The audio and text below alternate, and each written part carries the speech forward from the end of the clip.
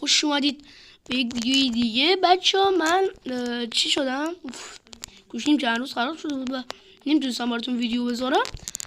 بچه ها خبر خوش اینه که من امروز چالشی خبر خوش که حالا نه، ولی خب من امروز چالشی ندارم و فقط اومدم بهتون یلداتون رو تبریک بگم. الان همه خونه مادر بزرگاشونن، دیشب البته بود، الان همه خونه مادر بزرگاشونن. اگه من تو حرف میزنم خیلی تمرکز زیادی تو پارکوره ندارم. الان مثلا تو شب یلدای منی به خدای آهنگ جدیدتر پیدا نمیکنه. حالا خلاصه بچه همه حالا میرسه همه قراره با ترسناک ترین جایگاه میری اونجا، حتما یه آدمی مثل شوهر خاله هستش که میاد با جوکای خنده‌دار سعی میکنه خودشو تو رو بخندونه که از همه بیشتر خودش میخنده، یعنی از همه ها.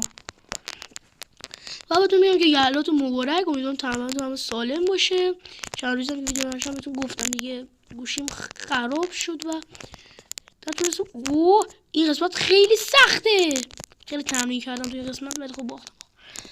خلاصه بچه شب یلداتون مبارک، امیدوارم که خوشحال شده باشین. ببخشید تون ویدیو خورده بد شد چون این خورده صدای چی من گرفته بودیم ولی حال داد.